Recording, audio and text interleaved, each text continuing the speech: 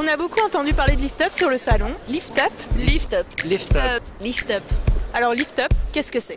Alors Lift Up, c'est le développement de l'entreprise par l'innovation et la créativité. C'est aider les entreprises à créer du buzz sur les réseaux sociaux pour commencer à créer une communauté et animer cette communauté. Mais c'est aussi un outil qui va permettre de gérer et d'analyser ces communications sur les réseaux sociaux vis-à-vis de tableaux de bord et de critères qui seront définis par l'entreprise et d'amplifier cette communauté d'internautes sur les réseaux sociaux pour l'entreprise. Nous sommes sur le salon Intranet et réseaux sociaux qui a lieu à Porte de Versailles du 8 au 10 mars 2011. Et nous sommes là pour faire une vidéo buzz autour du thème comment replacer l'humain au centre de la stratégie d'entreprise. Donc remettre l'humain au cœur de l'entreprise, est-ce que ça vaut aussi pour la femme? Évidemment, hein, ça me semble évident. Homme avec un grand H égale homme plus femme. Bien sûr. Et je vois pas la différence pour moi entre un homme et une femme en termes d'humain. Je veux dire, pour moi, c'est la même chose. Vous dites ça parce que c'est la journée de la femme ou parce que je suis une femme Tous les jours, pareil, parce qu'on a besoin de mixité dans l'entreprise. Oui, ben oui, complètement. Ça vaut aussi pour les femmes, voilà. Vous est-il arrivé d'avoir une femme pour manager? Et si oui, comment ça s'est passé? Non, j'ai jamais eu de femme manager. Oui, j'ai eu ce grand bonheur. Je pense que les femmes ont la capacité à aller un peu plus rapidement à l'essentiel par rapport aux hommes. Oui, ça m'est arrivé dans le groupe EDF, par une femme et une senior en plus. Les deux à la fois, c'est pas mal, hein, sur la lutte contre la discrimination et ça s'est très bien passé.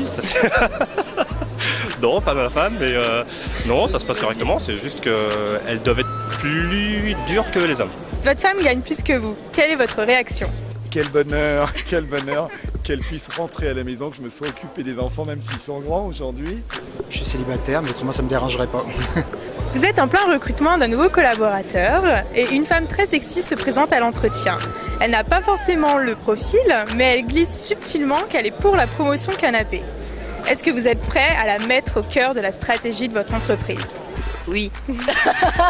Disons que je vais profiter de l'entretien pour la connaître davantage, mais c'est à peu près tout ce que je vais faire. Je pense pas que ça va... Non, je prendrais un trop gros risque. De toute façon, qu'elle l'annonce ou pas, moi je vais regarder ses empreintes digitales et je vais voir si elle est compétente. J'accepte pas cette femme qu'elle soit intégrée à mon entreprise, par exemple les banques ou les autres infrastructures. Pour atterrir la clientèle, ça c'est des méthodes un petit peu utilisées dans le commerce. De nombreuses entreprises réalisent des Lift Up pour améliorer leur image et promouvoir leur culture d'entreprise. Est-ce que vous avez déjà participé à un tel projet? Alors je n'en ai pas fait, mais je suis très fan quand il y en a. Si votre responsable vous charge du projet Lift Up, quelle musique vous vient à l'esprit? Je sais pas, Born to be Wild. C'est un son de Black Eyed Peas par exemple, un son qui bouge. Je pense pas que ça passerait. Moi, je suis plus dans les musiques punk, donc je sais pas si on fait quelque chose avec ça. Pourquoi pas? C'est innovant? Ouais, Toy Dolls irait très bien, oui, je pense. Un truc un peu funk, Kool and the Gang ou un truc comme ça. Voyage. C'est vrai? Voyage. Plus loin que la nuit et le jour. Voyage. I coming back. On my toes. Donc notre thème, c'est remettre l'humain au cœur de la stratégie de l'entreprise et on va particulièrement parler des artistes. Est-ce que vous pensez qu'un artiste peut faire passer un message sérieux à travers son œuvre? Absolument oui. Bon, oui, ça me semble assez évident, oui. Enfin, une œuvre artistique, ça a forcément une signification particulière. Oui, je pense, mais le problème, c'est de savoir après comment les gens vont le comprendre. Et d'un individu à l'autre, ce sera différent. Admettons que l'œuvre, visuellement, ne vous plaise pas. Est-ce que vous allez quand même essayer de chercher le sens derrière? Si vraiment ça me choque, oui. Mais si vraiment ça me choque. Si l'œuvre elle m'intéresse vraiment pas, je pense pas que je vais aller chercher très loin. Oui, bien sûr, parce que c'est pas une question de si on aime ou pas, c'est une question de qu'est-ce que ça m'apporte comme message, voilà. Donc aujourd'hui, lors de ce salon qui dure pendant 3 jours, Lift Up a mis au cœur de cet événement la possibilité à 3 artistes de présenter un travail qui tout simplement met l'humain au cœur de la stratégie. Mais venons-en vraiment à la phase clé de cette présentation, à savoir les artistes. Donc 3 artistes qui ont été choisis, que je vais vous présenter immédiatement. Donc le premier qui a été sollicité et promu s'appelle Jérémy Baldocchi. Alors je m'appelle Jérémy Baldocchi, donc je suis peintre contemporain et figuratif. Ça fait à peu près 12 ans que j'expose, en faisant à chaque fois à côté les boulots d'étudiants et des boulots après en plus.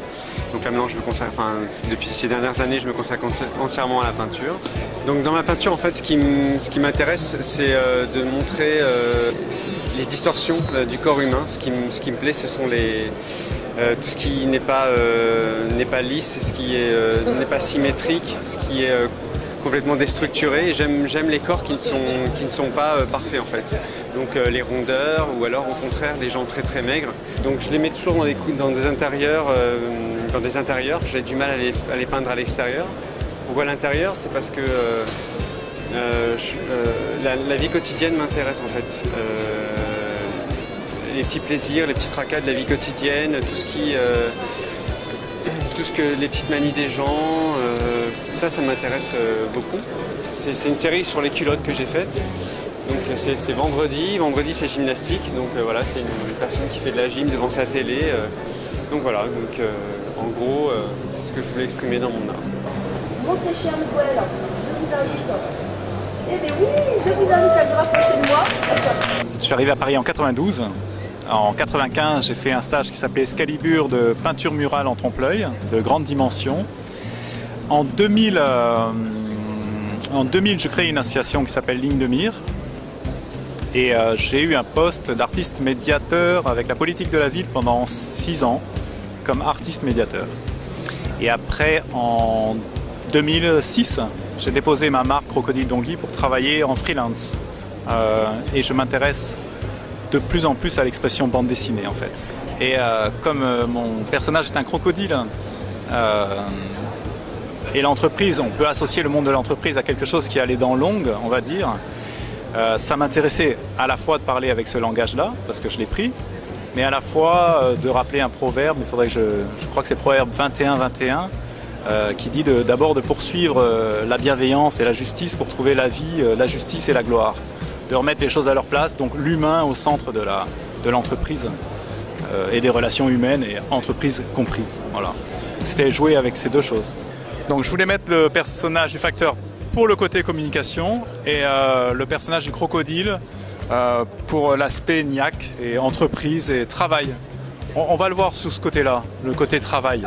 Vous aurez compris que bien évidemment on parle de cette œuvre-là. Donc c'est Alice Baillot qui, elle en revanche, est une artiste plasticienne. C'est une femme qui, elle, effectivement, est vraiment au cœur du sujet, étant donné que dans son travail, l'être humain est vraiment au cœur et continuellement au centre de ses créations. Elle a l'art et la manière de poser ses valises, de travailler dans des lieux très atypiques. Ça, c'est une première chose à découvrir et à savoir sur Alice Baillot. Son travail sur les silhouettes se fond sur l'idée que ce sont des personnages qui font vivre un lieu et non le contraire. À la fois inconnus et reconnaissables, ces silhouettes animent nos vies et constituent un miroir de notre société. Son outil principal, c'est une lame de rasoir avec laquelle elle gratte les taches d'encre jusqu'à obtenir la silhouette d'un personnage longuement observé. Alice est clairement convaincue que l'humain est déjà au centre de la stratégie d'entreprise, qui lui semble justement actionnaire, parfois client de temps en temps, ou salarié également. Pour elle, l'humain au sens large doit regrouper toutes ces catégories et ce n'est qu'à cette condition que l'entreprise pourra s'éclore telle une fleur au beau jour. En plus, elle est poétesse, cette femme. Donc c'est une nouvelle naissance fondée sur de solides bases. Dame Tulipe, la voici, s'inscrit dans cette réflexion. Elle est un doux mélange de la plus belle attente, celle qui annonce les beaux jours et la pérennité. Alors là, je ne vous demande pas de m'applaudir moi, mais d'applaudir ce joli texte et cette belle présentation. Je vous remercie. Alors on fait comme ça, hein, il me semble, on touille, on regarde pas. Vous avez gagné l'œuvre de l'artiste Alice Baillot. Eh bien je suis ravie d'avoir gagné son œuvre parce que cette œuvre justement me parle beaucoup et le fait qu'elle ait appelé cette femme Dame Tulipe était pour moi voilà un signe que cette œuvre m'appartenait et qu'elle m'était destinée. Je suis tellement comblée, tellement ravie. C'est une belle surprise, mais c'est surtout un beau cadeau. Vous avez gagné l'œuvre de Jérémy Baldocci et j'aimerais avoir votre impression sur cette œuvre et sur l'échange que vous avez eu avec cet artiste. L'échange était très intéressant parce que je vous avoue que je ne suis pas artiste dans l'âme et quand j'ai vu l'œuvre, je n'ai pas tout de suite compris. Et donc ces œuvres en fait ne font pas apparaître la tête de ces sujets, Et grâce au croquis qu'il fait avant ses œuvres, on voit bien justement vers quoi il va tendre. Voilà, déjà, je suis très content d'avoir gagné. C'est une œuvre qui est très représentative de ce qu'on a pu vivre au cours de ces 3 derniers jours. Je pense que c'est quelqu'un qui sait transmettre les sentiments sur le moment, parce qu'il m'a expliqué qu'il avait réalisé cette œuvre vraiment sur ce qu'il avait ressenti. Exactement, il a réalisé en live en plus. En live, ouais, donc c'est d'autant plus impressionnant parce que l'œuvre est vraiment magnifique. Et j'amènerai ça chez moi avec grand plaisir et j'hésiterai pas à en parler autour de moi.